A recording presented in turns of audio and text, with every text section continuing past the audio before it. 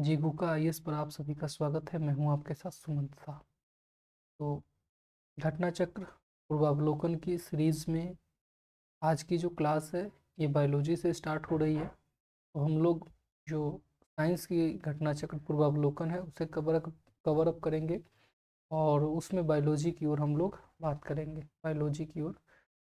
Biology से अपनी class की शुरुआत करेंगे। बाकी आपकी जो हिस्ट्री की क्लास है ये आपको मिल ही रही है, तो हिस्ट्री वाली क्लास को आप कर रहे हैं। हिस्ट्री में जो आपकी शतपथ बैच है उसमें भी पूरी कर रहे हैं, और घटना चक्र पूर्वावलोकन में हिस्ट्री की आपकी 7-8 क्लास भी आ चुकी है, उसे भी करते रहिएगा। और उसी के पैरेलल यहाँ पे जीव विज्ञान की भी क्लासेस चलेगी। पूर्वावलोकन की ये क्लासेस आपको प्रतिदिन शाम को 4 बजे मिल जाएगी। ठीक, जीव विज्ञान की उपशाखाएं पहला चैप्टर है यहाँ पे। सामान्यतः विज्ञान शब्द प्रत्येक सुव्यवस्थित एवं क्रमबद्ध ज्ञान या अनुभव के लिए प्रयुक्त होता है। विज्ञान शब्द किसके लिए प्रयुक्त होता है? तो सुव्यवस्थित एवं क्रमबद्ध ज्ञान या अनुभव के लिए। इसे मुख्यतः दो भागों प्रकृति विज्ञान नेचुरल साइंस और सामाजिक विज्ञान या सोशल साइंस में विभाजित किया जा सकता है।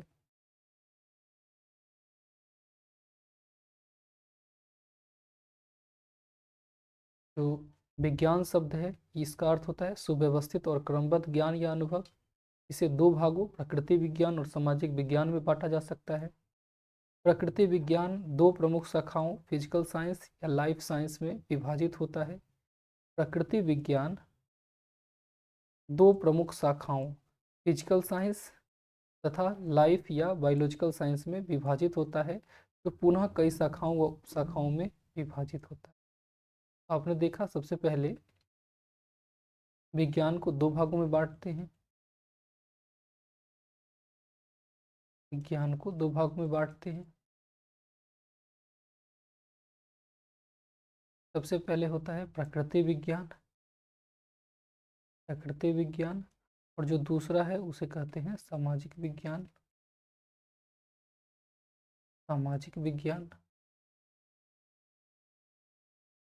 साइंस को दो भागों में बांटते हैं, प्रकृति विज्ञान और दूसरा है आपका सामाजिक विज्ञान।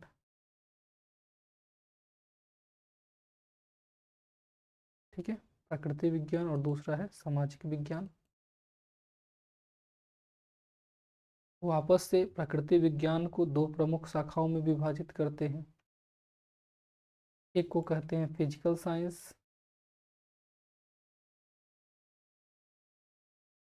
साइंस और दूसरे को कहा जाता है लाइफ या बायोलॉजिकल साइंस।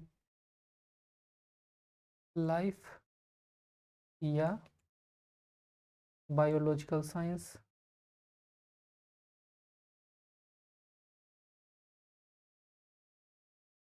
लाइफ या बायोलॉजिकल साइंस और फिर आगे भी इन्हें कई उपशाखाओं और शाखाओं में विभाजित करते हैं। लैमार्क तथा ट्रेवेनस नामक वैज्ञानिकों ने सर्वप्रथम जीव विज्ञान शब्द का प्रयोग किया। तो जीव विज्ञान शब्द का सर्वप्रथम प्रयोग किसने किया था? तो लैमार्क और ट्रेवेनस नामक वैज्ञानिक ने किया था। फिर जीव विज्ञान की कई शाखाएं और उपशाखाएं होती हैं, इन्हें आपको ध्यान रखना चाहिए। सबसे पहला है जूलॉजी। जूलॉजी का अर्थ होता है विभिन्न प्रकार के जंतुओं का विस्तृत अध्ययन। मानव भी इसमें अंतर्गत आता है। तो विभिन्न प्रकार के जंतुओं का, विभिन्न प्रकार के एनिमल्स का विस्तृत अध्ययन जूलॉजी कहलाता है। मानव भी एक जंतु ही है, एक एनिमल भी है, तो जूलॉजी के अंतर्गत आता है। फिर बॉटनी में हम लोग विभिन्न पादप और उनके क्रियाकलापों का अध्ययन करते हैं। फिर पेलियोबायोलॉजी या जीवाश्मिकी, इसमें हम लोग जंतु एवं पादपों के जो फॉसिल्स होते हैं, जीवाश्म होते हैं, उनका अध्ययन करते हैं। पेलियोबायोलॉजी पहला हो गया। जूलॉजी इसमें एनिमल्स के बारे में अध्ययन करते हैं। बॉटनी इसमें पौधों के बारे में अध्ययन करते हैं। और पेलियोबायोलॉजी इसमें हम लोग जीवों, जंतु और पादप जिसमें दोनों समाहित हैं उनके जीवाश्मों का अध्ययन करते हैं। फिर होता है पैलियोबॉटनी, इसमें हम लोग पादप जीवाश्मों का अध्ययन करते हैं। फिर इकोलॉजी भी इसकी एक शाखा है। सजीवों पर उनके चारों ओर के पर्यावरण के प्रभाव के अध्ययन को इकोलॉजी कहते हैं, तो इकोलॉजी इसकी एक शाखा। नेक्स्ट है जेनेटिक्स। जेनेटिक्स जो होता है ये जीवों के आनुवांशिक लक्षणों और इनकी वंशागति का अध्ययन है। कोई भी जीव है उनकी क्या आनुवांशिक लक्षण है और उनकी वंशागति है, उसका अध्ययन जेनेटिक्स कहलाता है। फिर है फिजियोबायोलॉजी। फिजियोबायोलॉजी, इस फिजियोबायोलॉजी में शरीर के विभिन्न भागों के कार्य और कार्य विधियों का अध्ययन किया जाता है। ठीक है, तो इस तरीके से आप देखिए 3-3 करके क्रम बना लेंगे, याद हो जाएगा। Zoology, botany, palaeobiology. जूलॉजी में जंतुओं का विस्तृत अध्ययन करते हैं, बॉटनी में पादपों का अध्ययन करते हैं और पैलियोबायोलॉजी में जीवों और जंतुओं के जीवाश्मों का अध्ययन करते हैं। तो ये 3 क्रम हो गया। फिर आगे 3 याद कर लीजिए। पैलियोबॉटनी, इसमें पादप जीवाश्मों का अध्ययन किया जाता है। इकोलॉजी, इकोलॉजी में सजीव और उनके चारों ओर के पर्यावरण के प्रभाव का अध्ययन करते हैं। और जेनेटिक्स, जेनेटिक्स में जीवों के आनुवांशिक लक्षण और उनकी वंशानुगति का अध्ययन करते हैं। तो 3-3 का क्रम बना करके आप याद कर लीजिए, इससे प्रश्न भी बनते हैं। नेक्स्ट है फिजियोबायोलॉजी, पेडोलॉजी और जेरेंटोलॉजी। इन तीनों को याद कर लीजिए।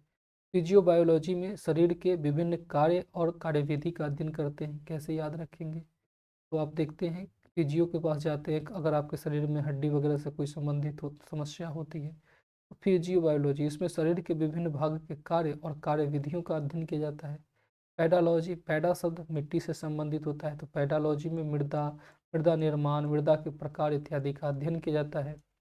अब है जेरेंटोलॉजी, पूछा गया है कई बार एग्जाम में जेरेंटोलॉजी, इसमें वृद्धावस्था से ये संबंधित होता है। तो मनुष्य में वृद्धावस्था एवं काल प्रभावन के सामाजिक, संज्ञानात्मक, मनोवैज्ञानिक तथा जैविक पहलुओं का अध्ययन करते हैं। तो जेरेंटोलॉजी को सीधे हम कह सकते हैं बुढ़ापा से ये संबंधित हो, ये बुढ़ापा से संबंधित हो। तीनों याद हो गया होगा। फिजियोलॉजी, फिजियोलॉजी हो गया शरीर के विभिन्न भाग के कार्य वगैरह। पेडालॉजी मिट्टी से संबंधित, जेरेंटोलॉजी बुढ़ापा से संबंधित, बुढ़ापा में, वृद्धावस्था में काल प्रभावन के सामाजिक, संज्ञानात्मक, मनोवैज्ञानिक और जैविक पहलुओं का अध्ययन। नेक्स्ट 3 को याद कीजिए। इथोलॉजी, बायोनिक्स और बायोनोमिक्स। इथोलॉजी, इथोलॉजी में व्यवहार का अध्ययन करते हैं, मानव सहित सभी जंतुओं के व्यवहार का अध्ययन करते हैं। इथोलॉजी, देखिए इथिक्स किससे निकला है, तो इथिक्स जो है वो एक नैतिक नियमों से निकला है, जो व्यवहारों से डिपेंड होता है। तो इथोलॉजी, ठीक है, तो इथोलॉजी में हम इनके जंतुओं के व्यवहार का अध्ययन करेंगे। फिर है बायोनिक्स, बायोनिक्स में हम क्या करते हैं, तो जैविक जगत के गुणों, सिद्धांतों के प्रयोग द्वारा आधुनिक उपकरणों व अभियांत्रिकी तंत्रों का निर्माण करते हैं। तो जो भी जैविक जगत के गुण हैं, सिद्धांत है, उनके द्वारा हम जो मशीन निर्माण करते हैं वो बायोनिक्स कहलाता है। और बायोनोमिक्स क्या है, तो इसमें हम लोग जीवधारियों का उनके वातावरण के साथ संबंध का अध्ययन करते हैं, कैसे उनकी जीवधारियों का उनके वातावरण के साथ संबंध है। तीनों याद हो गया, इथोलॉजी, बायोनिक्स और बायोनोमिक्स। इथोलॉजी में क्या करते हैं, सभी जंतुओं के व्यवहार का अध्ययन करते हैं। बायोनिक्स में क्या करते हैं, उनके गुणों और सिद्धांतों के आधार पर मशीन का निर्माण होते हैं। और बायोनोमिक्स में क्या होता है, जीवधारियों को उनके वातावरण के संबंध में अध्ययन करते हैं। चलिए एक बार फिर से रिवीजन कर लीजिए जीव विज्ञान की शाखाओं का। जूलॉजी जंतु का अध्ययन है, बॉटनी पादपों का अध्ययन है, पेलियोबायोलॉजी जंतु और इन दोनों के जीवाश्मों का अध्ययन है। ये तीनों आपको याद हो गया, ठीक है, ये तीनों आपको याद हो गया, तीनों आपको याद हो गया। फिर आइए नेक्स्ट 3 याद करना है। पेलियोबायोलॉजी, इकोलॉजी और जेनेटिक्स। पेलियोबॉटनी में क्या करते हैं, पेलियोबॉटनी में क्या करते हैं, पादप जीवाश्मों का अध्ययन करते हैं। इकोलॉजी, इकोलॉजी में क्या करते हैं, सजीव और उनके चारों ओर के पर्यावरण प्रभाव का अध्ययन करते हैं। जेनेटिक्स, जेनेटिक्स में जीवों के अनुवांशिक लक्षणों और उनकी वंशानुगति का अध्ययन कराया जाता है। तो ये 3 आपका ये भी याद हो गया। फिर नेक्स्ट 3 है फिजियोलॉजी, फिजियोलॉजी शरीर के कार्य से संबंधित है। फिर पेडालॉजी मिट्टी से संबंधित है, जेरेंटोलॉजी बुढ़ापा से संबंधित है। तो ये भी तीनों आपको याद हो गया। सॉरी। नेक्स्ट है इथोलॉजी, इथोलॉजी में हमने कहा था इथिक्स से संबंधित है, तो इसमें व्यवहार का अध्ययन किया जाता है। बायोनिक्स में उनके गुण और सिद्धांत से संबंधित मशीन बनाए जाते हैं। और बायोनोमिक्स में उनके जीवधारियों और उनके वातावरण के साथ संबंध का अध्ययन किया जाता है। तो ये भी 3 आपको याद हो गए। चलिए अब आगे बढ़ते हैं, देखिए आगे क्या है। आगे भी तीन याद कीजिए, आगे भी तीन कई सारे दिए गए हैं, याद करना है। एक है मायोलॉजी, मायोलॉजी क्या दिया गया है, मायोलॉजी। तो मायोलॉजी में हम लोग क्या करते हैं, मनुष्य की पेशियों का अध्ययन करते हैं। तो मायोलॉजी, मायोलॉजी मनुष्य के पेशियों का अध्ययन करते हैं। कैसे याद करेंगे, जब पेशी मसल्स, ऐसे याद कर लीजिए, जैसे किसी बच्चे को जब चोट लग जाती है तो वो माए माए करके चिल्लाता है, माई माई मार दिया। तो मायोलॉजी उनकी मनुष्य की पेशियों का अध्ययन है। ठीक है, याद करने के लिए कोई भी ट्रिक। मेमेलॉजी, मेमेलॉजी ये स्तनधारी जंतुओं का अध्ययन है। तो जो मैमल्स होते हैं उन्हें स्तनधारी कहा जाता है। तो मेमेलॉजी स्तनधारी जंतुओं का अध्ययन हो गया। बायोनोमी, बायोनोमी ये जीवन के नियमों से संबंधित अध्ययन हो गया। तो तीन याद कीजिए। पहला है मायोलॉजी, ये पेशियों का अध्ययन से संबंधित है। हमने कहा चोट से याद कर लीजिए, माय माय करके चोट लगने पर बच्चे चिल्लाते हैं। मायोलॉजी पेशियों का अध्ययन हो गया। मेमेलॉजी स्तनधारी जंतुओं का अध्ययन है। और बायोनोमी जीवन के नियमों से संबंधित अध्ययन होता है। तीन याद हो गया आपको, आगे तीन याद कर लीजिए। बायोमेट्री, बायोमेट्री ये गणित एवं सांख्यिकी की तकनीकों द्वारा जीव विज्ञान का अध्ययन है। तो गणित और सांख्यिकी के आधार पर जो जीव विज्ञान का अध्ययन किया जाता है उसे बायोमेट्री कहा जाता है, बायोमेट्री कहा जाता है। फिर फ्रेनोलॉजी, फ्रेनोलॉजी में क्या किया जाता है, मस्तिष्क के विभिन्न भागों की क्रियाशीलता तथा विक्षिप्तता का अध्ययन करते हैं। फ्रेनोलॉजी इसे याद कर लीजिए। फ्राई हो गया, कहते भेजा फ्राई हो गया, यानी सही तरीके से दिमाग उसका काम नहीं कर रहा है। तो फ्रेनोलॉजी दिमाग की विक्षिप्तता से संबंधित हो गया। एंथ्रोलॉजी, एंथ्रोलॉजी कई बार पूछा, फूलों के अध्ययन से संबंधित होता है। जो एंथ्रोलॉजी होता है ये फूलों के अध्ययन से संबंधित होता है। तो बायोमेट्री, फ्रेनोलॉजी और एंथ्रोलॉजी तीनों को याद कीजिए। बायोमेट्री भाई गणित और सांख्यिकी के आधार पर उसका अध्ययन करेगा जीव विज्ञान का। फिर फ्रेनोलॉजी मस्तिष्क की विक्षिप्तता से संबंधित हो गया, तो मस्तिष्क के विभिन्न भागों की क्रियाशीलता से संबंधित हो गया। और एंथ्रोलॉजी तो फूलों से संबंधित, एंथ्रोलॉजी फूलों से संबंधित। ये तो आसानी है। तो देखिए तीनों को याद कीजिए। मायोलॉजी क्या है, मायोलॉजी चोट से पेशियों का अध्ययन। फिर मेमेलॉजी स्तनधारियों का अध्ययन। और बायोनोमी, बायोनोमी क्या है, तो ये जो जीवन के नियमों से संबंधित अध्ययन होते हैं उनको बायोनोमी कहा जाता है। फिर आइए बायोमेट्री, बायोमेट्री क्या है, तो गणित और सांख्यिकी के आधार पर जीव विज्ञान का अध्ययन है। फ्रेनोलॉजी मस्तिष्क की कार्यशीलता से संबंधित है, फ्राई भेजा फ्राई याद कीजिए। फिर एंथोलॉजी फूलों का अध्ययन होता है। तो इस तरीके से तीन तीन के क्रम बिठाइए, बहुत आसान तरीके से याद हो जाएगा, बहुत आसान है। नेक्स्ट तीन को देखिए जरा सा, एगेस्ट्रोलॉजी, पेनिनोलॉजी और ऑन्कोलॉजी, तीनों को याद करना है। एगेस्ट्रोलॉजी, पेनिनोलॉजी और ऑन्कोलॉजी। एगोस्ट्रोलॉजी जो होता है ये एग्रो यानी घास से संबंधित है, तो घास हो गया एग्रोस्ट्रोलॉजी। पेनिनोलॉजी विभिन्न प्रकार के परागकण के अध्ययन से संबंधित होते हैं। परागकण फूलों में होते हैं जो फूलों को जनरेशन के लिए जाने जाते हैं। तो पेनिनोलॉजी परागकण के अध्ययन से संबंधित होते हैं। और ऑन्कोलॉजी तो कैंसर वाला हो गया, ये तो किसी हॉस्पिटल में आप चाहते हैं तो दिख ही जाता है आपको। तो एगोस्ट्रोलॉजी घास हो गया, पेनिनोलॉजी परागकण हो गया और ऑन्कोलॉजी ट्यूमर हो गया। एस्ट्रोलॉजी फिर से बताइए, एगोस्ट्रोलॉजी किससे संबंधित है, घास से। पेनिनोलॉजी परागकण और ऑन्कोलॉजी कैंसर से संबंधित होता है। नेक्स्ट तीन को याद कर लीजिए। टेरिटोलॉजी है, कॉन्ड्रोलॉजी है और ऑस्ट्रियोलॉजी है। टेरिटोलॉजी, टेरिटोलॉजी ये शरीर में जो किसी भी विकास में असमानता आ जाती है उसके अध्ययन से संबंधित है। शारीरिक विकास में आने वाली असमानता से संबंधित होता है टेरिटोलॉजी। कॉन्ड्रोलॉजी जो होता है ये उपास्थि से संबंधित होते हैं। उपास्थि क्या होता है, तो जो अस्थि और मसल्स के बीच में होते हैं, जो अस्थियों को जोड़ते हैं उपास्थि कहलाते हैं। फिर ऑस्ट्रियोलॉजी है, ये हड्डियों के अस्थियों के अध्ययन से संबंधित होता है। तीनों याद कीजिए। टेरेटोलॉजी कम शारीरिक विकास को बताता है। और कॉन्ट्रोलॉजी, कॉन्ड्रोलॉजी किससे है, तो उपास्थों से संबंधित है। और ऑस्टियोलॉजी अस्थियों के अध्ययन, हड्डियों के अध्ययन से संबंधित होता है। तीनों को फिर से याद कीजिए। टेरेटोलॉजी शारीरिक विकास में आने वाली असमानता को बताता है। कॉन्ट्रोलॉजी ये उपास्थि के अध्ययन से संबंधित होते हैं। और ऑस्टियोलॉजी अस्थियों के अध्ययन से संबंधित होती है। फिर बताइए, टेरिटोलॉजी शारीरिक विकास में आने वाली असमानता का अध्ययन है। कुंड्रोलॉजी उपास्थि से संबंधित अध्ययन होता है और ऑस्टियोलॉजी अस्थियों के अध्ययन से संबंधित होता है। चलिए अब आगे बढ़ने से पहले ऊपर वाला एक बार डिवीजन करके आते हैं। देखिए सबसे ऊपर चलिए,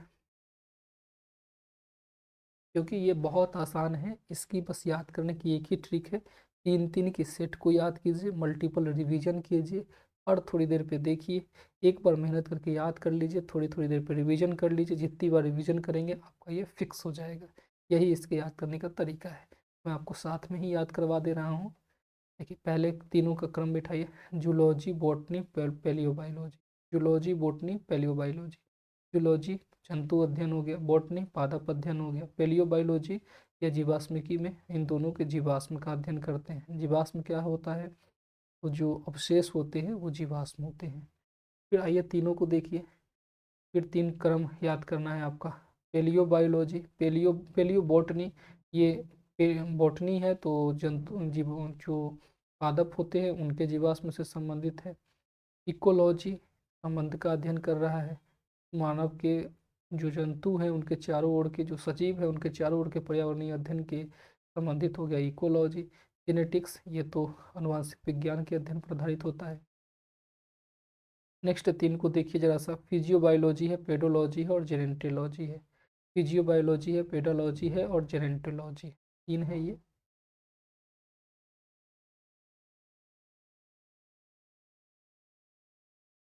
फिजियोबायोलॉजी है, ये शरीर के विभिन्न भागों के कार्य और कार्यविधियों से संबंधित हो गया फिजियोलॉजी।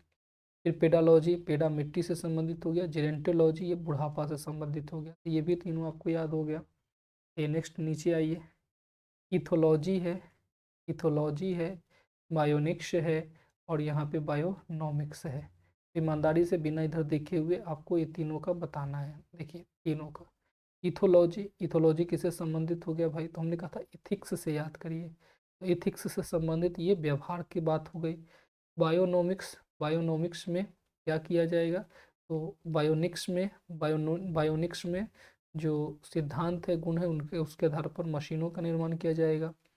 फिर बायोनोमिक्स है, कि बायोनोमिक्स में जो जीवधारी है और उनके वातावरण के बीच के संबंध का अध्ययन किया जाएगा। तो ये भी तीनों आपको याद हो गया। नेक्स्ट देखिए, नेक्स्ट है आपके मायोलॉजी, मेमेलॉजी और बायोनोमी। बायोनोमी तीन है, इन तीनों को याद कीजिए। मायोलॉजी ने कहा चोट से संबंधित है, चोट किसमें? पेशियों में, तो पेशियों के अध्ययन से संबंधित हो गया मायोलॉजी। मेमेलॉजी, मेमेलॉजी स्तनधारियों के स्तनधारी जंतुओं के अध्ययन से संबंधित हो गया। और बायोनोमी, बायोनोमी में क्या कर रहे हैं? इसमें इसमें जीवन के नियमों से संबंधित अध्ययन करते हैं। तो जीवन के नियमों से संबंधित अध्ययन का करते हैं। फिर से याद कीजिए, बायोलॉजी पेशियों के अध्ययन से संबंधित है, मेमेलॉजी स्तनधारी जंतुओं के अध्ययन से संबंधित है और बायोनोमी में क्या करते हैं? उसके जीवन के नियमों से संबंधित अध्ययन करते हैं। ये आपका याद हो गया। नेक्स्ट तीन को देखिए, नेक्स्ट है बायोमेट्री, बायोमेट्री, फ्रेनोलॉजी और एंथ्रोलॉजी, तीन को याद कर लीजिए। बायोमेट्री में क्या हो रहा है? तो गणित और सांख्यिकी का अध्ययन करके बायोलॉजी को हम लोग अध्ययन करते हैं।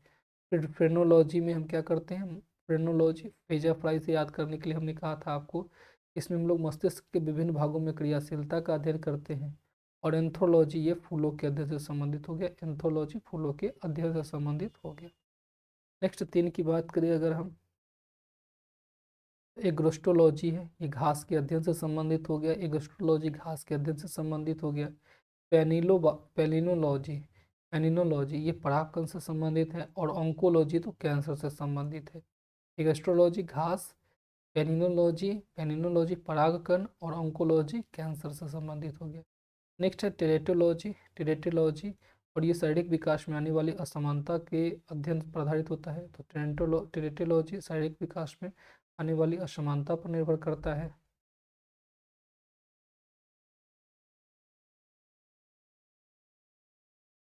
और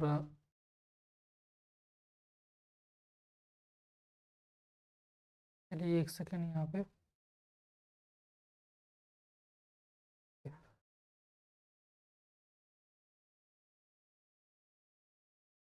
टेरेटोलॉजी यहाँ शारीरिक विकास में आने वाली असमानताओं के अध्ययन से संबंधित होता है।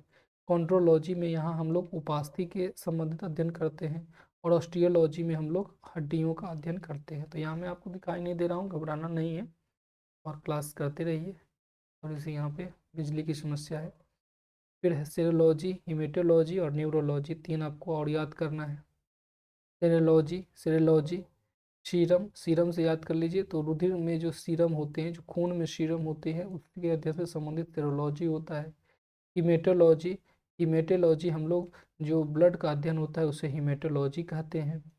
फिर न्यूरोलॉजी, यह तंत्रिका तंत्र से संबंधित होता है। तो ये आप तो न्यूरो को याद जानते ही हैं। तो सेरोलॉजी क्या होता है? रुधिर सीरम के अध्ययन से संबंधित होता है। हीमेटोलॉजी रुधिर के अध्ययन से, खून के अध्ययन से संबंधित होता है। और न्यूरोलॉजी तंत्रिका तंत्र के अध्ययन से संबंधित होता है। तीनों याद कर लीजिए। सेरोलॉजी बिना दाहिने देखे हुए बताइए सेरोलॉजी क्या है? तो रुधिर सीरम, हीमेटोलॉजी खून, न्यूरोलॉजी मस्तिष्क के तंत्रिका तंत्र। ठीक है, तो ये तीनों भी आपको याद हो गए। चलिए फिर ऊपर वाले 3 को भी याद कीजिए वापस से। टेरेटोलॉजी शारीरिक विकास में असमानता से संबंधित है। कॉन्ड्रोलॉजी, कॉन्ड्रो याद कीजिए। कॉन्ड्रो उपास्थि के अध्ययन से संबंधित होता है। ऑस्टियोलॉजी ये अस्थियों के अध्ययन से संबंधित हो गया। फिर याद कीजिए टेरेटोलॉजी शारीरिक विकास में असमानता। कॉन्ड्रोलॉजी ये उपास्थि से संबंधित हो गया। और ऑस्टियोलॉजी हड्डियों के अध्ययन से संबंधित हो गया। फिर एक बार देखिए, टेरेटोलॉजी शारीरिक विकास में असमानता, कॉन्ड्रोलॉजी उपास्थि से संबंधित है और ऑस्टियोलॉजी हड्डियों से संबंधित है। नीचे 3 को देखिए, सेरेलॉजी ये रुधिर सीरम के वैज्ञानिक अध्ययन से संबंधित है। रुधिर सीरम यानी खून के जो सीरम होते हैं। हीमेटोलॉजी ये खून से संबंधित है, खून के अध्ययन से संबंधित है। और न्यूरोलॉजी तंत्रिका तंत्र के अध्ययन से संबंधित होता है। ठीक है, फिर आगे देखिए 3 को। ठीक है, लिथोट्रिप्सी, फिर पैथोलॉजी और पैरासिटोलॉजी। लिथोट्रोप्सी, लिथोट्रोप्सी यह एक चिकित्सीय प्रक्रिया होती है जिसमें लेजर की सहायता से गुर्दे, पित्ताशय, मूत्राशय की थैली में स्थित पथरी को तोड़कर मरीज का इलाज किया जाता है। तो पथरी के इलाज से संबंधित है लिथोट्रिप्सी, इसमें लेजर के जरिए इलाज किया जाता है। पैथोलॉजी जो है, पैथोलॉजी देखते होंगे जो खून पखाना, पेशाब इत्यादि की जांच के लिए होता है। तो पैथोलॉजी में क्या होता है? रोगों की प्रकृति, लक्षण व कारकों का अध्ययन किया जाता है। पैरासिटोलॉजी इसमें परजीवी का अध्ययन किया जाता है क्योंकि पैरासाइट परजीवी होते हैं। तो ये तीनों भी आपको याद हो गया। लिथोट्रोप्सी, पैथोलॉजी और पैरासिटोलॉजी बताइए जरा सा, लिथोट्रोप्सी क्या होता है? तो इसमें लेजर के जरिए पथरी का इलाज किया जाता है। पैथोलॉजी रोगों की प्रकृति, लक्षण व कारकों का अध्ययन करते हैं। और पैरासिटोलॉजी में परजीवी जीवों का अध्ययन किया जाता है। आइए नेक्स्ट देखते हैं 3 को। पहला है वायरोलॉजी, वायरोलॉजी इसमें वायरस से ही हो गया, ये जंतु, विषाणु, वायरस के अध्ययन से संबंधित है। बैक्टीरियोलॉजी ये तो बैक्टीरिया के अध्ययन से संबंधित हो गया। और एंटोमोलॉजी ये कीटों से संबंधित हो गया, कीटों के अध्ययन से संबंधित हो गया। देखिए यहाँ ध्यान दीजिएगा, एंट होता है, जबकि एंटेमोलॉजी ENTO है। एंटोमोलॉजी जो है कीटों के अध्ययन से संबंधित है, चींटी नहीं करेंगे। चींटी के लिए मिर्मेकोलॉजी होता है, मिर्मेकोलॉजी ये चींटियों के अध्ययन से संबंधित होता है। पहले तीनों को याद कीजिए। Virology virus, bacteriology virus, entomology कीटों के अध्ययन से संबंधित होता है। फिर आइए नीचे 3 को देखिए। मिर्मेकोलॉजी चींटी, मेलमेकोलॉजी ये मोलस्का और उनके खालों के अध्ययन से संबंधित होता है। और इक्विथोलॉजी में हम लोग मछली की संरचना, उनकी कारिकी का अध्ययन करते हैं। तो मिर्मेकोलॉजी ये चींटियों के अध्ययन से संबंधित है। मिर्मेकोलॉजी चींटियाँ, मेलेकोलॉजी मोलस्का से संबंधित है। मेलेकोलॉजी मोलस्का से संबंधित है, मोलस्का भी एक सूक्ष्म जीव है। फिर इक्विथोलॉजी इसमें मत्स्य की संरचना और कारिकी का अध्ययन किया जाता है। नेक्स्ट देखिए 3, सर्पेंटोलॉजी इसमें सर्पों का अध्ययन किया जाता है। हर्पेटोलॉजी इसमें उभयचर और सरीसृप का अध्ययन किया जाता है। और ऑर्निथोलॉजी में पक्षियों का अध्ययन किया जाता है। तो काफ़ी आसान है, तीनों को बहुत महत्वपूर्ण है, याद कीजिए। सर्पेंटोलॉजी इसमें सर्पों का अध्ययन किया जाता है। हर्पेटोलॉजी इसमें उभयचर तथा सरीसृप का अध्ययन किया जाता है। ऑर्निथोलॉजी इसमें पक्षियों का अध्ययन किया जाता है। वापस से बताइए, सर्पेंटोलॉजी सर्पों के अध्ययन से संबंधित है, हर्पेटोलॉजी उभयचर और सरीसृपों के अध्ययन से संबंधित है। और ऑर्निथोलॉजी पक्षियों के अध्ययन से संबंधित है। अच्छा, सांप भी एक प्रकार का सरीसृप ही है। सर्पेंटोलॉजी अलग से सर्पों का अध्ययन हो गया, और हर्पेटोलॉजी में सभी सरीसृपों का अध्ययन किया जाता है। और ऑर्निथोलॉजी तो पक्षियों के अध्ययन से संबंधित होता है। डर्मेटोलॉजी आपने जरूर देखा होगा बहुत से हॉस्पिटल में, ये त्वचा और इसके रोगों के अध्ययन से संबंधित है। ट्रोफोलॉजी ट्रोफो यानी पोषण से संबंधित होता है। और टेटोलॉजी ये उपार्जित लक्षणों के अध्ययन से संबंधित होता है, जो अन्य वो लक्षण हो जाते हैं उपार्जित यानी अन्य कारणों से जो प्राप्त होते हैं उनके लक्षणों के अध्ययन से संबंधित होता है। तो डर्मेटोलॉजी ट्रोफोलॉजी और टेटोलॉजी याद हो गया। डर्मेटोलॉजी त्वचा, ट्रोफोलॉजी ट्रोफोलॉजी पोषण, और टेटोलॉजी उपार्जित लक्षण, इससे संबंधित अध्ययन को कहते हैं। फिर से एक बार कुछ शब्दावलियाँ और संबंधित उत्पाद है, लेकिन फिर से हम लोग एक बार सारे का रिवीजन करेंगे। बहुत आसान है, हमने कहा इसको याद करने का एक ही तरीका है, जितना आप मल्टीपल रिवीजन करें, एक बार मेहनत से याद कर लें, उसके बाद इसको मल्टीपल पूरी तरीके से रिवीजन करें, आपको ये याद हो जाएगा और प्रश्न इससे अवश्य बनते हैं। जूलॉजी जंतु अध्ययन, बॉटनी पादप अध्ययन, और पैलियोबायोलॉजी दोनों के जीवाश्मों का अध्ययन। नेक्स्ट देखिए पैलियोबॉटनी, पैलियोबॉटनी ये पादप जीवाश्मों का अध्ययन है। इकोलॉजी, इकोलॉजी पर्यावरण प्रभाव का अध्ययन है। और जेनेटिक्स ये जीवों के अनुवांशिक लक्षण और वंशानुगति का अध्ययन होता है। तो ये तीनों भी याद हो गया।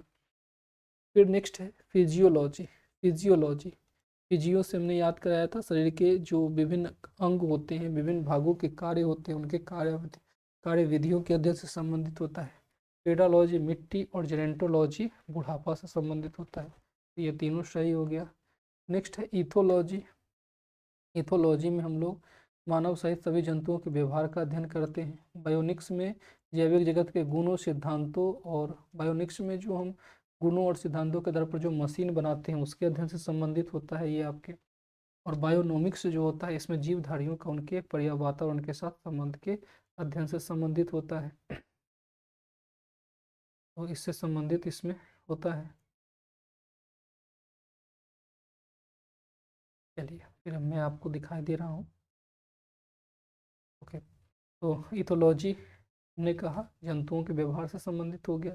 बायोनोमिक्स जैविक जगत के गुणों सिद्धांतों के प्रयोग द्वारा आधुनिक उपकरणों व अभियांत्रिकी तंत्रों के निर्माण से संबंधित होता है।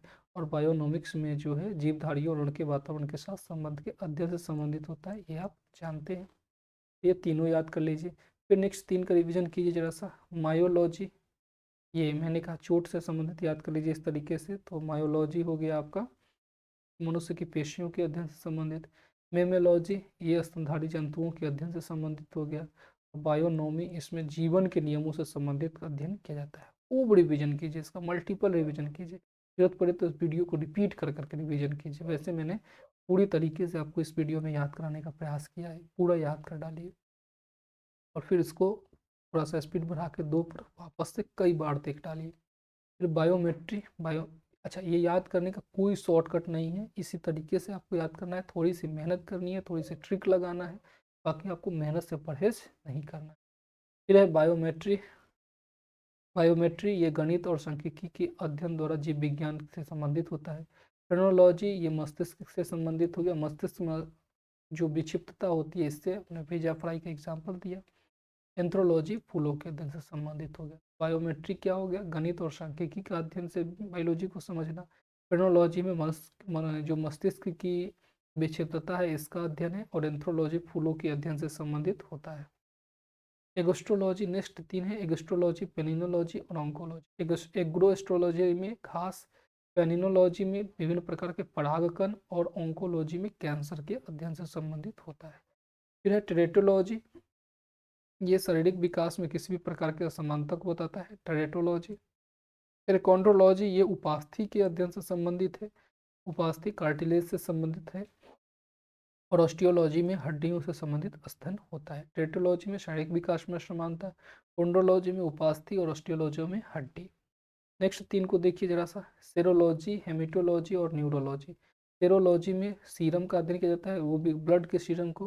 हेमेटोलॉजी खून के अध्ययन से संबंधित है। न्यूरोलॉजी तंत्रिका तंत्र से संबंधित अध्ययन को बताता है। नेक्स्ट तीन को देखिए जरा सा, लिथोट्रिप्सी, लिथोट्रिप्सी है, पैथोलॉजी है, और पैरासिटोलॉजी है। लिथोट्रिप्सी में पथरी का इलाज किया जाता है लेजर किरणों के जरिए। पैथोलॉजी में जांच किया जाता है रोग लक्षणों का।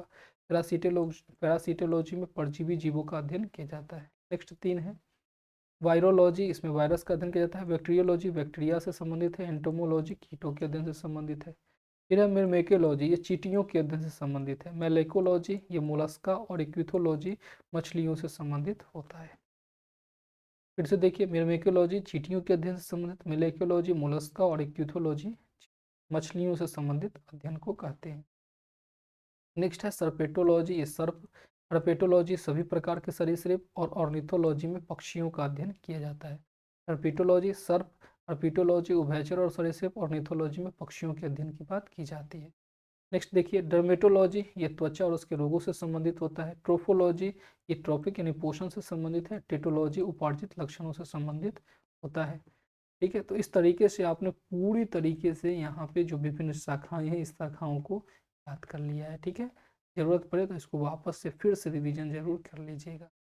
आइए अब हम लोग चलते हैं प्रमुख शब्दावलियाँ और उनसे संबंधित उत्पाद के बारे में। कोई भी चीज़ें कठिन नहीं है, बस आपको थोड़ा सा मेहनत तो करनी ही होगी, काम करना ही होगा। ठीक है, प्रमुख शब्दावलियाँ और उनसे संबंधित उत्पाद को अब हम लोग याद करते हैं। देखिए लगभग आधे घंटे में आपने उन सभी को याद कर लिया है, जिससे आपके 2-3 प्रश्न तो बिल्कुल सही हो जाते हैं। ठीक, नेक्स्ट है एपी कल्चर। एपी कल्चर 3-3 का क्रम याद यही करना है। पहले एपी कल्चर को याद करेंगे, फिर एवी कल्चर को, और फिर एक्वा कल्चर को। 3-3 करके हम लोग याद करेंगे।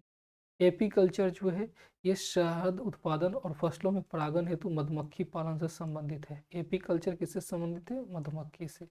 और एवी कल्चर पक्षी पालन, और एक्वा कल्चर जलीय जीवों के यानी जो भी जंतु और वनस्पति जलीय जीव होते हैं उनसे संदर्भित होता है, जलीय जीवों से संबंधित होता है। बताइए जरा सा, एपी कल्चर, एवी कल्चर और एक्वा कल्चर। एपी कल्चर में क्या हो गया? शहद उत्पादन, मधुमक्खी। एवी कल्चर पक्षी पालन से संबंधित है, और एक्वा कल्चर में जो जलीय जीव होते हैं उनके विकास और संवर्धन से संबंधित। चलिए नेक्स्ट देखिए 3 एक्वाकल्चर है। एक्वाकल्चर शैवालों की खेती, पीसीकल्चर मछली पालन, और एग्रीकल्चर फसल संवर्धन, पशुपालन और कृषि से संबंधित होता है। ठीक है, एक algae culture, algae culture, algae culture शैवालों की कृषि से संबंधित है। एल्गी शैवाल होते हैं, तो एल्गा कल्चर शैवालों के अध्ययन से संबंधित। पीसी कल्चर, पीसी कल्चर मत्स्य पालन मछली पालन है। और एग्रीकल्चर फसल संवर्धन है, फसल जो भी पशुपालन और कृषि से संबंधित पूरा का पूरा विज्ञान है उसका होता है। नेक्स्ट है सेरीकल्चर, ये रेशम पालन हो गया। सेरीकल्चर रेशम पालन, सेल्वी कल्चर वन संवर्धन, और स्पंजी कल्चर स्पंज संवर्धन से संबंधित होता है।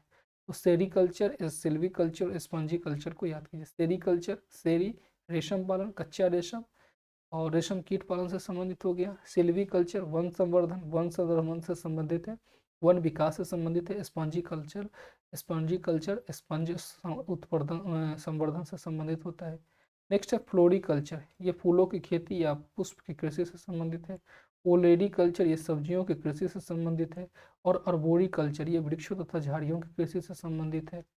फ्लोरिकल्चर पुष्पों की खेती, ओलेरीकल्चर सब्जियों की खेती, और अर्बोरिकल्चर वृक्षों तथा झाड़ियों की कृषि से संबंधित होता है।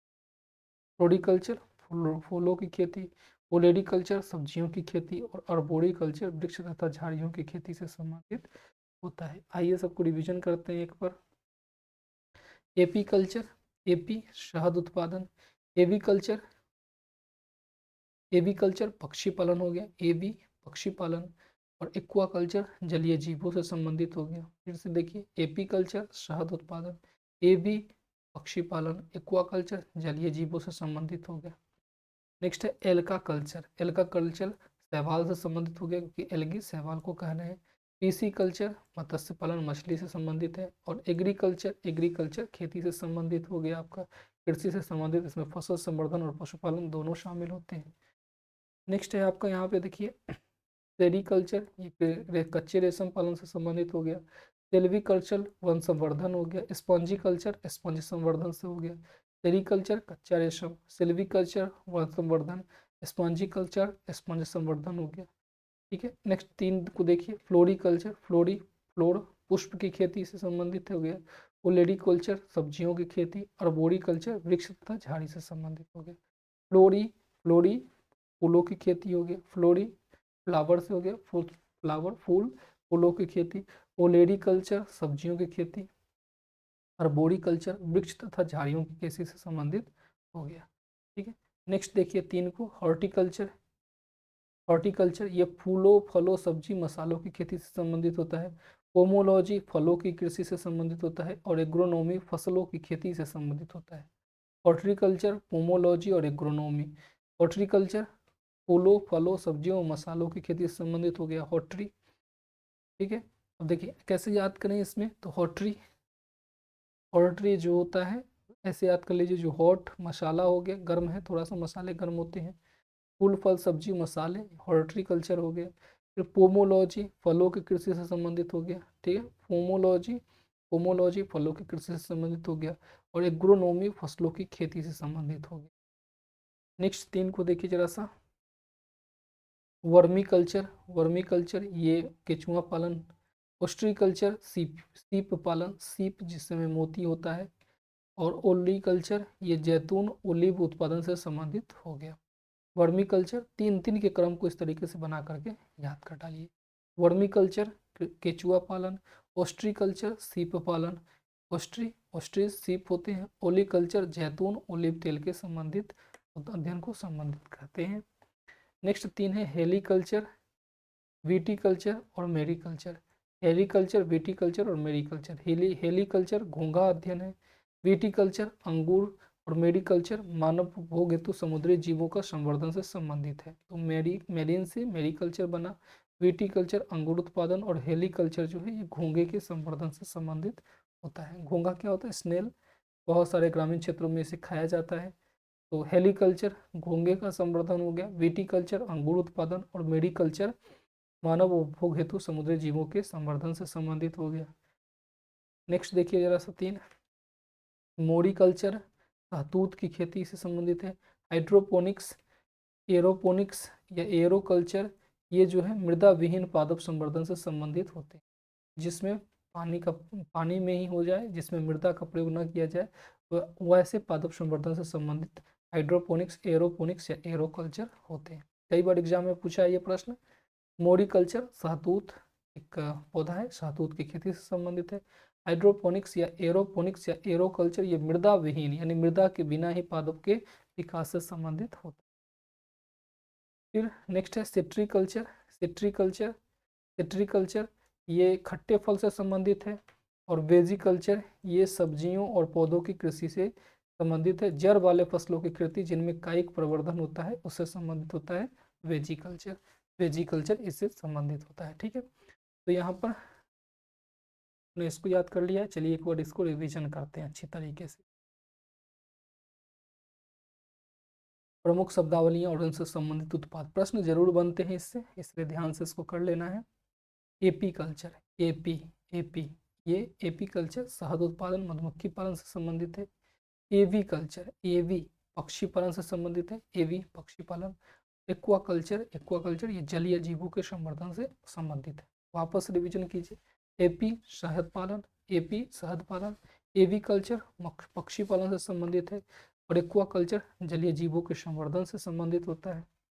नेक्स्ट है alga culture, algae culture, alga ये शैवालों के अध्ययन से संबंधित है। पीसी, पीसी मछली पालन, एग्रीकल्चर फसल संवर्धन से संबंधित है। फसल संवर्धन पशुपालन और कृषि से संबंधित जितने भी विज्ञान हैं सबको एग्रीकल्चर के अंतर्गत रखा जाता है। नेक्स्ट 3 है सेरीकल्चर, सेरी, सेरी जो है ये रेशम पालन से संबंधित होता है। सिल्वीकल्चर वन संवर्धन हो गया, वन संवर्धन। स्पंजी कल्चर स्पंज संवर्धन से संबंधित हो गया, तो यहाँ तीनों हो गए। सेरीकल्चर कच्चा रेशम, सिल्वीकल्चर वन संवर्धन, स्पंजी कल्चर स्पंज संवर्धन, स्पंज विकास इत्यादि से संबंधित होता है। नेक्स्ट 3 को ध्यान दीजिए, फ्लोरिकल्चर फूलों की खेती या पुष्प की खेती से संबंधित है। फ्लोरिकल्चर फ्लावर से याद कीजिए, फूलों की खेती। ओलेरीकल्चर ओलिव से, ओलेरीकल्चर सब्जियों की कृषि से संबंधित है। अर्बोरिकल्चर ये झाड़ियों से संबंधित, वृक्ष और झाड़ियों की खेती से संबंधित है। फिर देखिए फ्लोरिकल्चर फूलों की खेती या पुष्प की कृषि से संबंधित है। ओलेरीकल्चर ये सब्जियों की कृषि से संबंधित है और अर्बोरिकल्चर ये वृक्ष तथा झाड़ियों की कृषि से संबंधित है। नेक्स्ट है हॉर्टिकल्चर, और पोमोलॉजी और एग्रोमोनोलॉजी। हॉर्टिकल्चर ये मसालों से संबंधित, खेती से संबंधित है, फूल फल सब्जी मसाला। पोमोलॉजी फलों की खेती से, फलों की कृषि से संबंधित है। पोमोलॉजी फलों की कृषि से संबंधित है और एग्रोनॉमी फसलों की खेती से संबंधित होता है। नेक्स्ट है देखिए 3, वर्मी कल्चर। वर्मी कल्चर इसमें केचुआ, ओस्ट्रीकल्चर सीप और ओली कल्चर जैतून तेल जो है इससे संबंधित होता है। ओलिव यानी जैतून तेल से संबंधित होता है। नेक्स्ट है हेली कल्चर, ये घोंघा। विटी कल्चर अंगूर उत्पादन और मेरी कल्चर जो मानव उपभोग हेतु जो समुद्री जीव है उसके विकास से संबंधित होता है। हेली कल्चर घोंघा, विटी कल्चर अंगूर उत्पादन, मेरी कल्चर इसमें जो मानव उपभोग हेतु जो समुद्री जीव है उनके अध्ययन से संबंधित होता है। नेक्स्ट 3, मोरिकल्चर हाइड्रोपोनिक्स या एरोपोनिक्स या एरोकल्चर, ये तीनों हो गया एक ही साथ। ये मृदा विहीन पादप और मोड़ी जो है ये शहतूत की खेती को बताता है। नेक्स्ट 2 है आपके यहाँ पे सिट्रीकल्चर। सिट्रीकल्चर जो खट्टे फल से संबंधित है और वेजिकल्चर जो है ये सब्जी और पौधों की कृषि से संबंधित होते हैं। इस तरीके से आपका यहाँ पे देखिए, इस तरीके से आपका यहाँ पे जीव विज्ञान की उपशाखाओं को आपने पहले देख लिया है। फिर इसके बाद जीव विज्ञान की कई शाखाएं और उपशाखाएं में जो है इनको देखा है। जूलॉजी, बॉटनी, पेलियोबायोलॉजी, फिर पेलियोबॉटनी, इकोलॉजी, जेनेटिक्स, फिर physiology, pedology, genetology, ethology, bionomics और myology, mammalogy, bionomy, biometry, phrenology, anthropology, agrostology, penology, oncology, teratology, फिर chondrology, osteology, serology, haematology, neurology, lithotripsy, फिर pathology, parasitology, virology, bacteriology, entomology और myrmecology, malacology, ichthyology, serpentology, herpetology, ornithology, dermatology, trophology, tetralogy, ये सारे उपशाखाओं को देखा। साथ ही साथ प्रमुख शब्दावलियों और संबंधित उत्पाद को भी देखा। Apiculture, aviculture, aquaculture, algaculture, pisciculture, agriculture, sericulture, silviculture, spongiculture, floriculture और एरीकल्चर, अर्बोरिकल्चर, हॉर्टिकल्चर, पोमोलॉजी, एग्रोमोनोलॉजी, vermiculture, ostreiculture, oleiculture, heliciculture, viticulture, mariculture, moriculture, hydroponics, aeroponics, aeroculture, फिर सिट्रीकल्चर और वेजिकल्चर को भी देखा है। तो यहाँ पर इसी तरीके से काफ़ी सारे क्वेश्चन भी दिए गए हैं। जैसे घटना चक्र पूर्वावलोकन में पहले थ्योरी और फिर क्वेश्चन रखते हैं, वैसे यहाँ भी दिए गए हैं। तो इसमें एक एक क्वेश्चन को आप देख सकते हैं। पहला, अब देखिए वो अगर याद जैसे ही कर लेते हैं तो आपको ये क्वेश्चन करना बहुत आसान हो जाता है। देखिए जरा सा, पहला क्वेश्चन है जंतु विज्ञान। जंतु विज्ञान किसका अध्ययन करता है भाई? तो केवल जीवित जानवरों का नहीं, ये तो जीवित और मृत दोनों को करेगा। केवल जीवित वनस्पति का, तो वनस्पति को स्कोप ही नहीं है। जीवित व मृत दोनों जानवर, सी ऑप्शन सही है। जीवित व मृत वनस्पति दोनों का कोई ऑप्शन नहीं है। ये देखिए यूपीपीसीएस 95 में पूछा भी गया है। तो जंतु विज्ञान के अंतर्गत जीवित और मृत जानवरों का विस्तृत अध्ययन किया जाता है। जंतु विज्ञान जीव विज्ञान की एक प्रमुख शाखा है जिसके जनक या फादर अरस्तु माने जाते हैं। अरिस्तु को कहा जाता है। नेक्स्ट देखिए क्वेश्चन नंबर 2, पक्षी, वंशानुगति और पर्यावरण और जीवाश्म इधर सूची दी गई है। आपको ये सीधे सीधे उठा लिया जाता है। अब ये देखिए यहाँ पे अगर आप जो पुराना पढ़े हैं अगर उसे कर ले जाते हैं तो बिल्कुल आपको यहाँ पे चीज़ें अच्छी तरह याद हो जाता है। पक्षी जो है उसके अध्ययन को क्या कहते हैं? पक्षी के अध्ययन को ऑर्निथोलॉजी कहते हैं। देखिए यहाँ पर ए का पक्षी का ऑर्निथोलॉजी कहते हैं, ये मिल गया आपको। फिर वंशागति को जेनेटिक्स कहते हैं। पर्यावरण इकोलॉजी के अध्ययन से संबंधित है और जीवाश्म को पैलियोबायोलॉजी कहते हैं। तो पी ऑप्शन यहाँ पे बिल्कुल करेक्ट हो जाएगा और ये बड़ी आसान तरीके से आप ले जा सकते हैं, निकाल सकते हैं कि एग्जाम में पूछा भी गया है प्रश्न। तो ऊपर वाला जो है उसको मल्टीपल रिविजन करके अच्छी तरीके से याद कर ले। नेक्स्ट है क्वेश्चन नंबर 3, देखिए फूलों के अध्ययन को क्या कहते हैं भाई? फूलों के अध्ययन को क्या कहा जाता है? एंथ्रोलॉजी जो है ये फूलों के अध्ययन को कहा जाता है। तो इस तरीके से आप याद कर सकते हैं, फूलों के अध्ययन को क्या कहा जाता है? एंथ्रोलॉजी कहा जाता है। इस तरीके से जितने भी यहाँ पे क्वेश्चन है इसको आराम से आप बहुत अच्छी तरीके से तैयार करेंगे और आपके चीज़ें यहाँ पे तैयार हो जाती है। बाकी ऑप्शन पर विचार कीजिए। तो देखिए फ्रेनोलॉजी जो होते हैं ये मस्तिष्क के विभिन्न भागों की क्रियाशीलता और विक्षिप्तता के अध्ययन से संबंधित होता है। एंथ्रोलॉजी तो फूलों का अध्ययन ही हुआ। एगोस्ट्रोलॉजी घास से संबंधित है। पेनिनोलॉजी विभिन्न प्रकार के परागकण से संबंधित होता है। देखिए ऊपर में जितने जो याद किए एग्जाम में इसी तरीके से पूछा जाता है। नेक्स्ट है कीटों के वैज्ञानिक अध्ययन को क्या कहते हैं। तो कीटों के वैज्ञानिक अध्ययन की बात किया गया है। कीटों के अध्ययन को एंटोमोलॉजी कहते हैं, तो बी ऑप्शन बिल्कुल सही हो गया आपको। बाकी इक्विथोलॉजी आपको देख सकते हैं, ये मछलियों से संबंधित है। एंटोमोलॉजी कीट से संबंधित होता है। पैरासिटालॉजी परजीवी के अध्ययन से संबंधित है। मैलिकोलॉजी मोलस्का के और उनके खालों के अध्ययन से संबंधित होता है।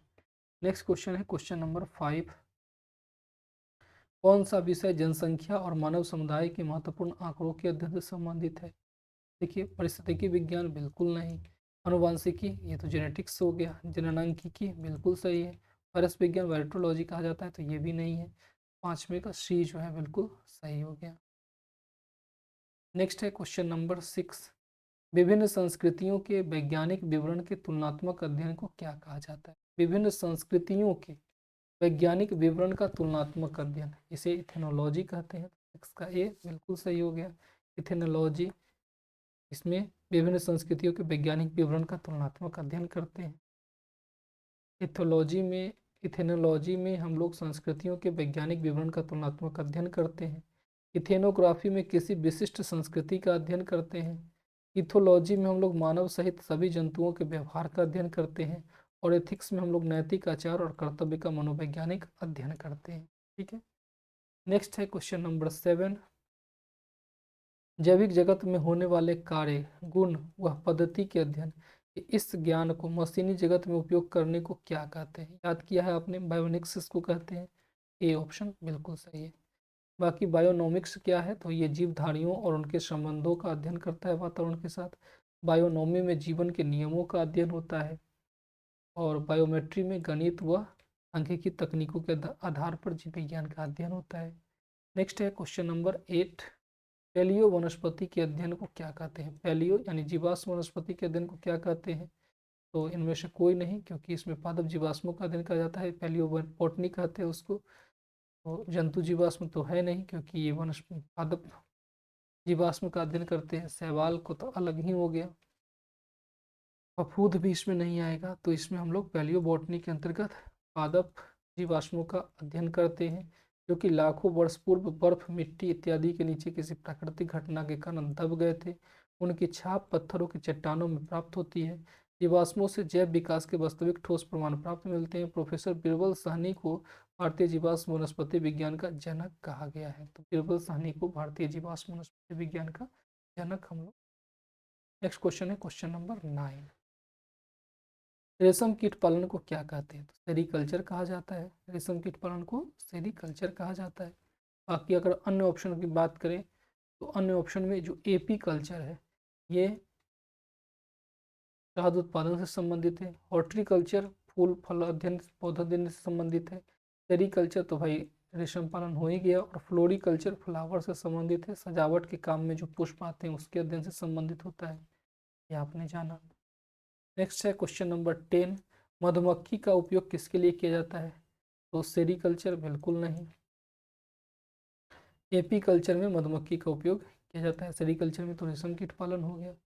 फिर टिश्यू में ऊतक का अध्ययन होता है। पीसी में मछली होता है, तो ये भी नहीं हुआ। तो आपका एपी कल्चर बिल्कुल सही है। नेक्स्ट क्वेश्चन है क्वेश्चन नंबर 11।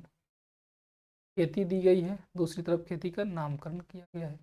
फूलों की खेती क्या कहलाता है भाई। अच्छा, अरे कौन सा सही सुमेलित नहीं है। तो फूलों की खेती फ्लोरिकल्चर बिल्कुल सही है। फसलों की खेती को एग्रोनॉमी कहते हैं, ये भी सही है। सब्जियों की खेती को हॉर्टिकल्चर कहते हैं। तो सब्जियों की खेती को हॉर्टिकल्चर कहते हैं, लेकिन मसाला इसमें ज़्यादा हो जाता है, तो स्पेशली सब्जी को हम लोग नहीं कहेंगे। फिर फलों की खेती को पोमोलॉजी कहते हैं। तो जो सब्जियों की खेती है, देखिए बागवानी हॉर्टिकल्चर कृषि की एक विशेष पद्धति है। इसके तहत फलों की कृषि, सब्जियों की कृषि तथा फूलों की कृषि की जाती है। प्रश्न में ए और डी के तहत फूलों की खेती एवं फलों की खेती के लिए क्रमशः फ्लोरिकल्चर एवं पोमोलॉजी नामकरण दिया गया है, जो इसके लिए विशिष्ट शब्दावलियां हैं। विकल्प सी के अंतर्गत सब्जियों की खेती के लिए नामकरण हॉर्टिकल्चर किया गया है। जो कि इसकी बृहद श्रेणी की शब्दावलियां हैं। सब्जियों की खेती के लिए इसकी विशिष्ट शब्दावली ओलेरी कल्चर है। यदि सभी नामकरण विशिष्ट शब्दावली के रूप में ही सही माने जाएं, तो विकल्प सी सही सम्मिलित नहीं होगा, क्योंकि यहाँ हॉर्टिकल्चर के स्थान पर ओलेरी कल्चर होने चाहिए। फसल एक बृहद शब्दावली है जिसके अंतर्गत सभी प्रकार की फसलें जैसे खाद्यान्न, गैर खाद्यान्न और पशु आहार फसलें शामिल होंगी। फसलों की खेती के अंतर्गत फसल तथा इसके लिए प्रयुक्त मृदा भी शामिल होंगी, अतः इसके लिए इसकी बृहद शब्दावली एग्रोनोमी का नामकरण उचित है। फसल की खेती के लिए एग्रोनोमी यहाँ पे सही है। सब्जियों की खेती के लिए यहाँ हॉर्टिकल्चर विशिष्ट हो गया, इसलिए यहाँ पे ये नहीं सही है। ठीक है, सब्जियों की खेती के लिए आपको यहाँ पे देखिए ओलेरीकल्चर शब्द का इस्तेमाल किया जाना चाहिए, क्योंकि बाकी जगहों पर इसी तरीके से विशिष्ट पूछा गया है। तो सी ऑप्शन बिल्कुल यहाँ पे सही हो जाएगा। क्वेश्चन नंबर 12 को देखिए जरा सा। सब्जी की सब्जी के लिए काम आने वाले पौधों के अध्ययन को क्या कहते हैं? तो सब्जियों की अध्ययन की बात की जा रही है। फ्लोरिकल्चर नहीं होगा क्योंकि ये फूल से हो गया, वो फ्लोरिकल्चर नहीं होगा क्योंकि ये फूल से संबंधित हो गया। तो ओलेरीकल्चर जो है ये यहाँ पे सब्जी के लिए हो गया। हॉर्टिकल्चर सब्जी के लिए ठीक है, लेकिन बड़े व्यापक स्तर पर, इसलिए सी नहीं होगा। ठीक है, तो यहाँ पे ओलेरीकल्चर जो है बिल्कुल सही है। नेक्स्ट है क्वेश्चन नंबर 13। एपीकल्चर कौन सा सही सम्मिलित नहीं है पूछा गया है। एपीकल्चर शहद की मक्खी बिल्कुल सही है। सेरीकल्चर सिल्क वर्म ये भी बिल्कुल सही है। पीसी कल्चर लाख का कीड़ा नहीं। पीसी कल्चर तो मछली पालन से संबंधित होता है, तो लाख नहीं बल्कि मछली। आपका सी ऑप्शन यहाँ पे बिल्कुल सही हो गया। बाकी हॉर्टिकल्चर फूल से संबंधित है ही, कोई दिक्कत इसमें नहीं है। एक व्यापक स्तर पर हॉर्टिकल्चर के अंतर्गत सारी चीज़ें शामिल हो सकती है। बाकी फूल के लिए तो फ्लोरिकल्चर भी होता है। नेक्स्ट है क्वेश्चन नंबर 14। क्वेश्चन नंबर 14, निम्नलिखित में कौन सी जोड़ी सही सुमेलित है शब्द और अर्थ के दृष्टिकोण से? लेक्सिकोग्राफी ये शब्दकोश का अध्ययन है, बिल्कुल सही बात है। फिलोलॉजी ये डाक टिकटों का संग्रह है, नहीं ऐसा नहीं है। फिलोलॉजी जो है यह भाषा की संरचना और विकास एवं इतिहास के अध्ययन से संबंधित होता है। एंटोमोलॉजी मानव शरीर का नहीं बल्कि कीटों के अध्ययन से संबंधित होता है। और आइकोनोग्राफी कीट पतंगों के अध्ययन से संबंधित नहीं है, ये प्रतिमाओं और चित्रकलाओं के अध्ययन से संबंधित होता है। तो डी ऑप्शन भी यहाँ पे गलत है। तो केवल लेक्सिकोग्राफी जो शब्दकोशों के डिक्शनरी के संकलन से संबंधित होता है, ये सही हो जाएगा आपका। नेक्स्ट है क्वेश्चन नंबर 15 को देखिए जरा सा। लेक्सिकोग्राफी का संबंध किससे है? लेक्सिकोग्राफी का संबंध किससे है? तो लेक्सिकोग्राफी जो है ये शब्दकोशों के संयोजन से संबंधित है। 15 का भी बिल्कुल सही है। नेक्स्ट है question number 16। Question number 16, viticulture के दौरान निम्नलिखित में कौन एक उत्पादित होता है? विटीकल्चर अंगूर की खेती से संबंधित होता है। ये ऑप्शन बिल्कुल सही है। क्वेश्चन नंबर 17, कीट संवर्धन क्या है? तो कीट संवर्धन यानी कीटों के विकास करना। तो ऑप्शन नंबर ए कीटों की वृद्धि करने का विज्ञान है, बिल्कुल सही है। कीट संवर्धन कीटों जैसे केचुआ की वृद्धि करने का विज्ञान है। केचुआ कृषकों का मित्र और भूमि की आंत कहा जाता है। केचुआ खाद या वर्मी कंपोस्ट पोषक पदार्थों से भरपूर एक उत्तम जैव उर्वरक होता है। नेक्स्ट है question number 18। Question number 18, vermi culture में प्रयुक्त वर्म क्या होता है भाई? तो ये एक प्रकार का केचुआ है, अर्थवर्म है। ठीक है, वर्मी कंपोस्ट में वर्मी कल्चर या केचुआ पालन भी कहते हैं। केचुआ के मल से तैयार खाद ही वर्मी कंपोस्ट खाद कहलाती है। नेक्स्ट क्वेश्चन है जेरेंटोलॉजी। जेरेंटोलॉजी याद कर चुके हैं आप लोग, वृद्धावस्था से संबंधित है। ऑप्शन डी बिल्कुल सही हो जाएगा आपका यहाँ पे। जेरेंटोलॉजी जीव विज्ञान की एक उपशाखा है। इसका संबंध वृद्ध व्यक्तियों से है। वृद्धावस्था में मांसपेशियां शिथिल हो जाती है तथा शरीर के अंग भी युवावस्था की तरह कार्य नहीं कर पाते हैं। आज के वैज्ञानिक इस बात का पता लगाने का प्रयत्न कर रहे हैं कि मनुष्य में बुढ़ापा या जीर्णता लाने के लिए शरीर के कौन कौन से क्रियात्मक परिवर्तन उत्तरदायी है। इसके बाद बुढ़ापा भी हो सकता है हम लोग कंट्रोल कर लें। आपको क्या लगता है, अगर बुढ़ापा कंट्रोल हो जाएगा तो अच्छा रहेगा? बताइए कमेंट में अपनी बात उत्तर। क्वेश्चन नंबर 20, जेनेटिक्स निम्न में से किसका अध्ययन है? जेनेटिक्स निम्न में से किसका अध्ययन है?